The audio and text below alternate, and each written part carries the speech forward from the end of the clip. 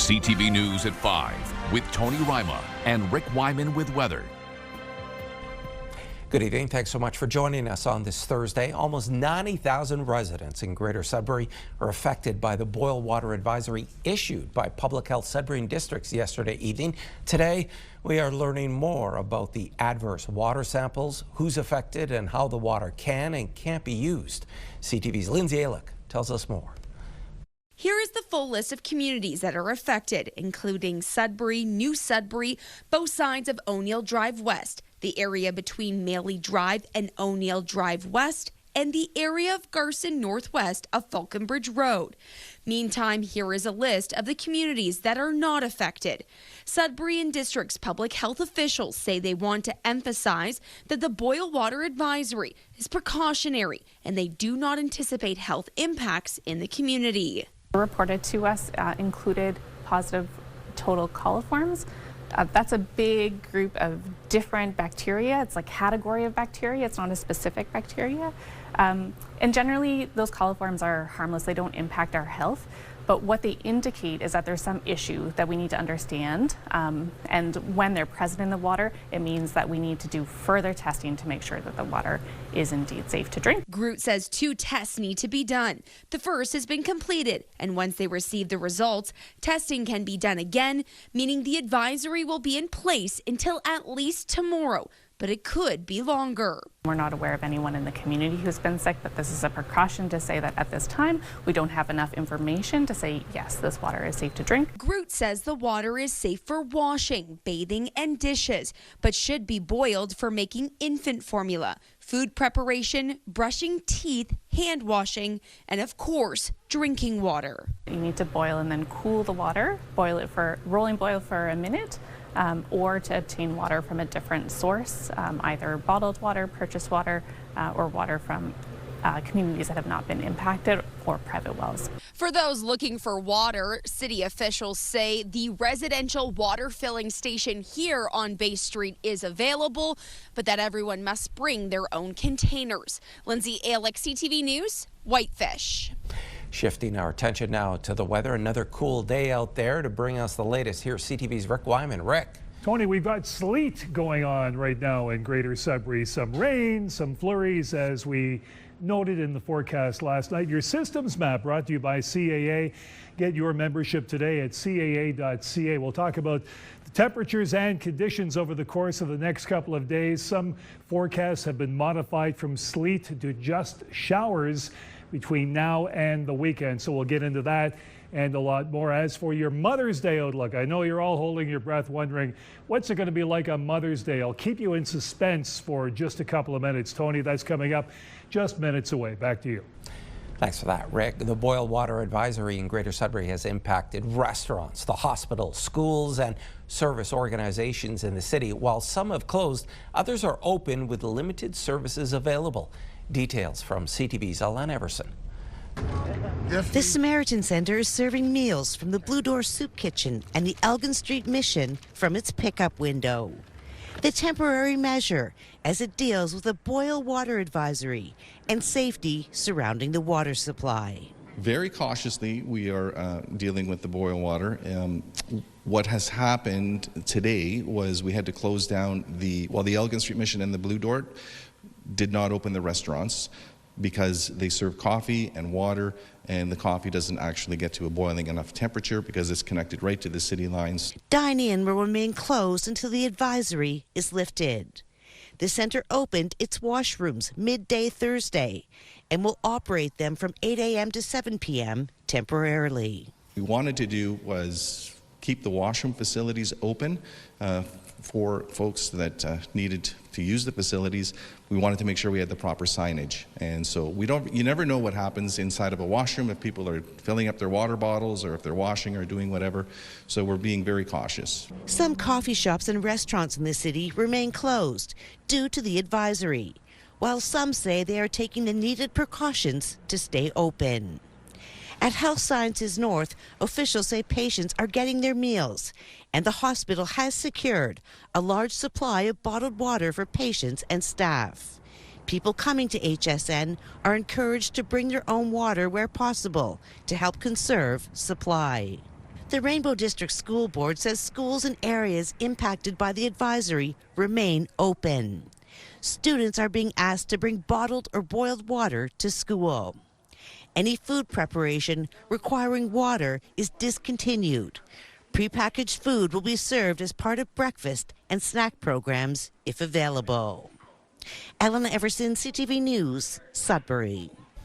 And bottled water has quickly become a hot commodity, and Sudbury store shelves were empty following the citywide boil water advisory. CTV's Amanda Hicks reports.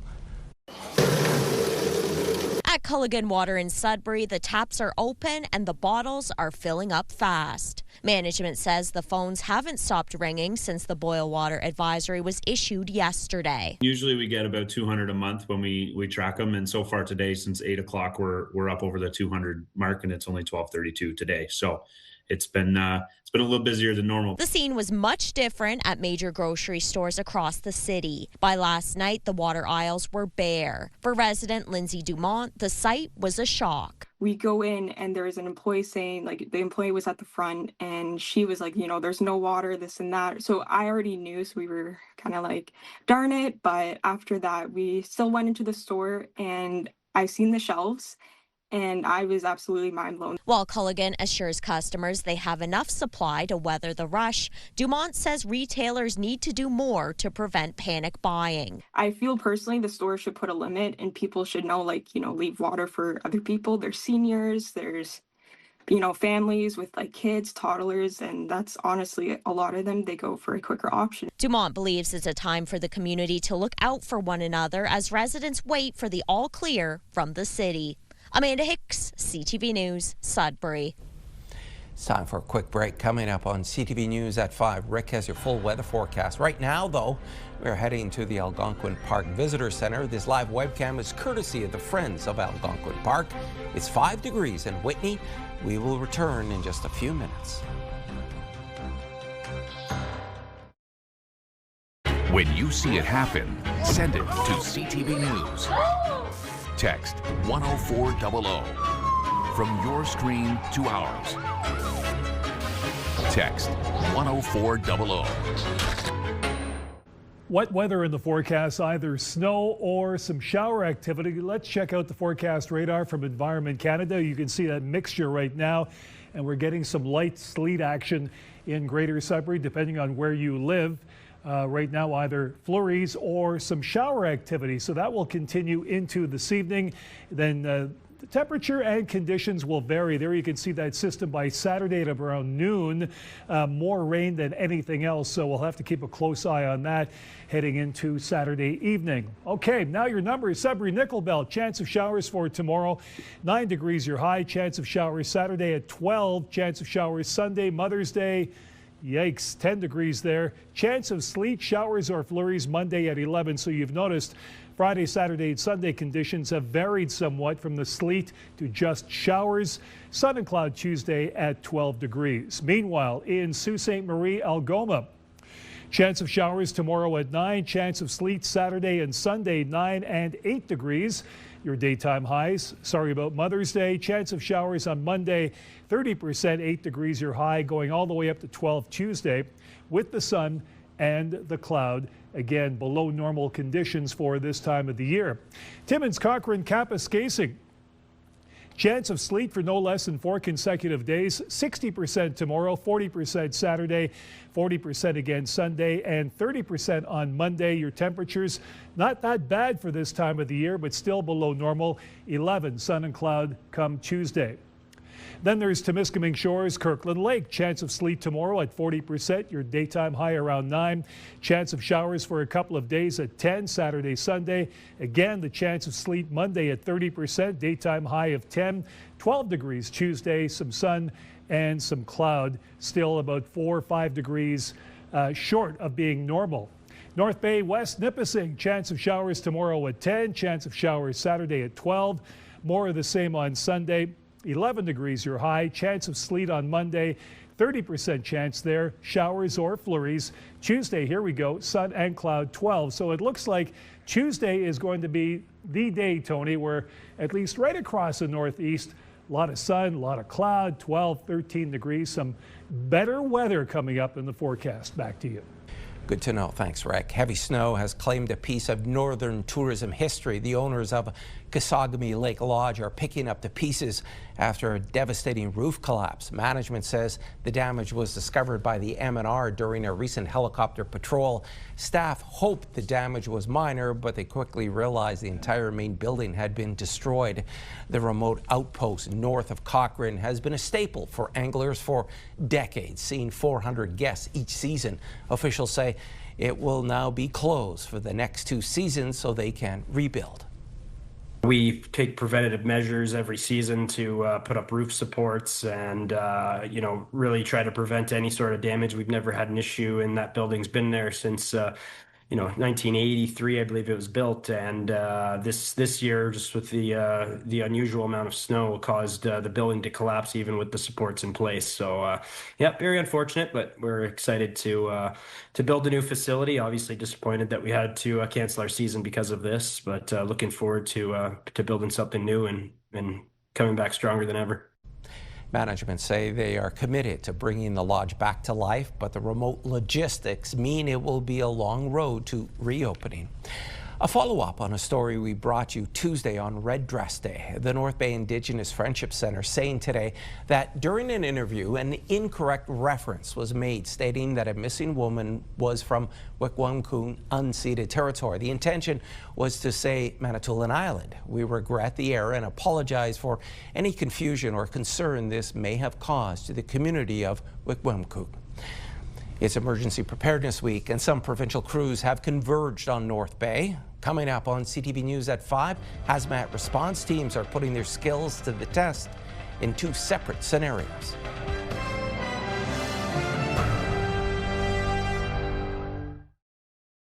Given the disruptive events we've reported on lately, like flooding and a boil water advisory, being prepared has never been more important. It's timely that this is Emergency Preparedness Week. CTV's Angela Gemmell has more.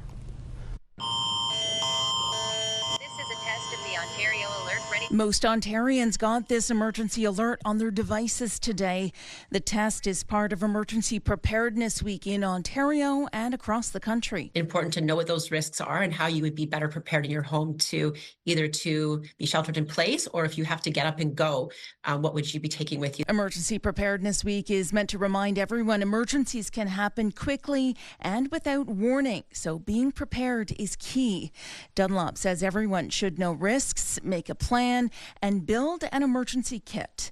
The messaging seems timely for some Ontarians, given several communities still remain under states of emergencies due to flooding. People who experience an emergency do start to realize it can happen, and so getting better prepared, unfortunately. And that's why sharing this messaging as broadly as we can is beneficial, because it hopefully will have people start thinking about it and then taking those steps. So I think it just better prepares you moving forward when you've been through a situation. But I also want people to just be prepared and maybe learn from others and say, hey, I don't need that to happen to me. What can I do? Both experts say this week is the perfect time to create an emergency kit with enough supplies to last about 3 days. Those should include non-perishable food, flashlights and batteries, a first aid kit, bottled water, copies of important documents, and anything specific to your household. Additional medications, ensuring that you have water in your home. Living through the ice storm last year in my area, I was without power for 9 days.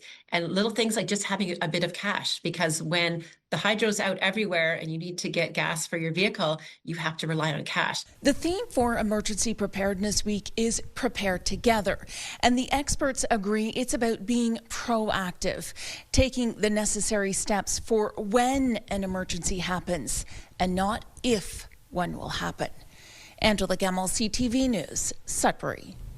All 6 of the provincial Hazmat response teams were in North Bay this week to put their emergency response skills to the test. CTV's Eric Tashner was there.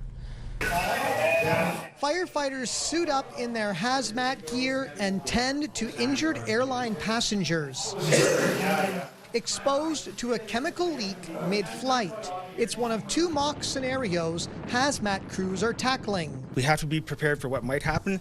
Let's hope it never does, but if and when it does, we're ready for it. There's objectives and skills they're going to decide on the takeaways, on what they want to learn. North Bay Fire and Emergency Services has a suppression team of 72 and has been a part of the provincial response team since its inception following the 9/11 attacks.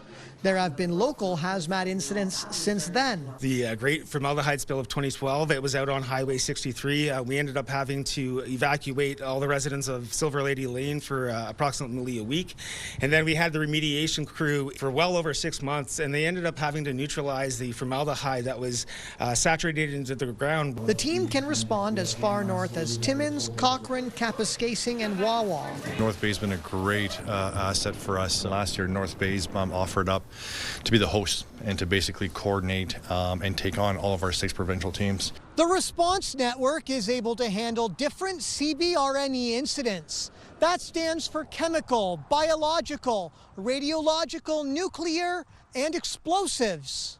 The hazmat teams respond 24/7 and often work with local police and OPP to coordinate and manage complex hazmat responses, including transportation emergencies, illicit drug labs, and industrial accidents. Every time we do a recruitment, the expectation is that the new recruits are going to go through the hazardous materials technician program.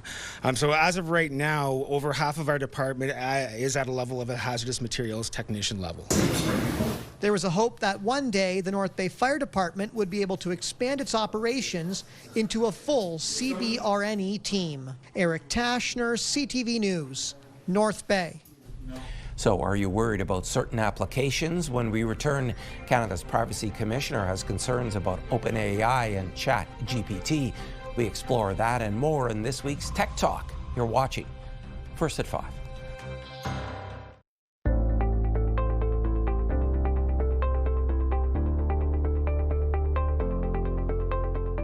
We have a lot of ground to cover in this week's Tech Talk segment. OpenAI and privacy, artificial intelligence, and satellites. To break it all down for us, let's bring in cybersecurity and tech analyst Ritesh Kotak. He joins us from Toronto. Hi there, Ritesh.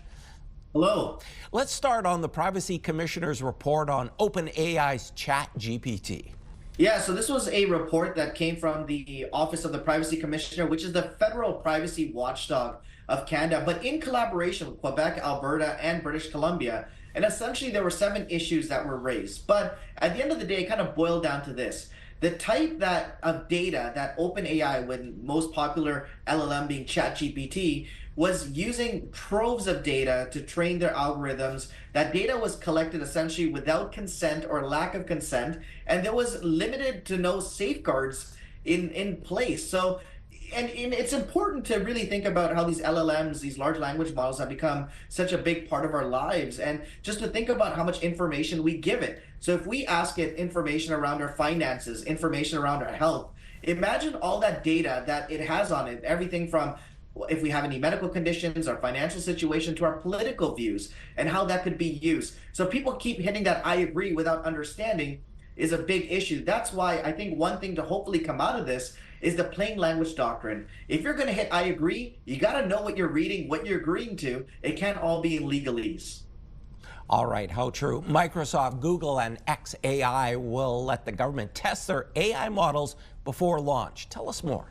Yeah, this is kind of one of those things is this going to make AI safer or give unprecedented, unchecked power to governments? And in particular, this is the U.S. government. So as we've seen and talked about on the show several times, these AI models are just becoming that much more powerful. And there have been situations where some of this AI can defeat cybersecurity protections that have been put in place. To think about everything from finance, the utility, to our health records. So it's becoming extremely powerful. So what this intention here is, if done correctly, is it's an early detection system, being able to give the government ability to create policies around emerging technology. But understand, the arms race is on. This is the new arms race when it comes to AI.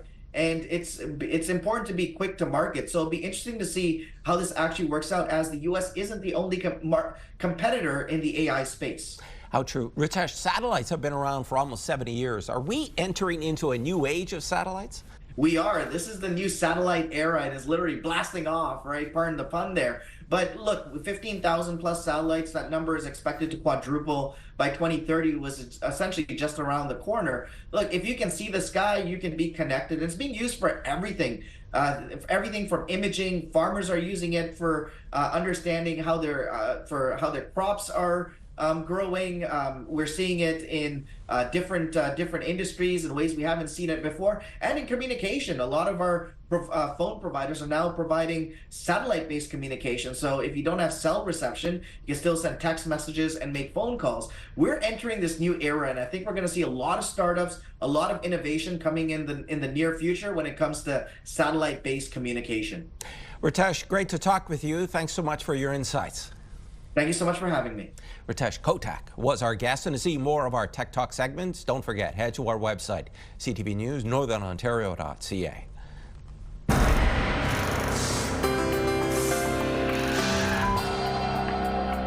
Our first community close-up comes to us from Sudbury. On Sunday, Royal Canadian Legion Branch 76 is holding a Mother's Day breakfast from 9:30 a.m. until 12:30 p.m. There will be pancakes, sausages, bacon, scrambled eggs, fruit, juice, tea, and coffee. $15 for adults, $8 for kids. Let's go to Sault Ste. Marie. Rose Russo says sunshine is good. This picture was taken during her walk in the city on the Hub Trail near Sault Area Hospital. Thanks so much, Rose. And we're off to Corbeil, southeast of North Bay. Greg Brown took this photograph and says loons near the landing on the Lake Nesbonsing in the community. Spring is finally here. Thanks so much, Greg. And if you have any pictures, videos, or events you'd like us to showcase, you can email them to us at communitycloseup@bellmedia.ca. And finally, it was a magical 24 hours for a group of well-deserving northern youth. Kids from across Sudbury, Manitoulin Island, and Chapleau joined the Dreams Take Flight Toronto crew yesterday for a whirlwind trip to Disney World. This volunteer-led mission gives children facing adversity a day of pure joy. And CTV's Ian Campbell tagged along for the journey. And folks, there's more news for the North coming up at 6. For now, continue watching as we hand things over to CTV National News.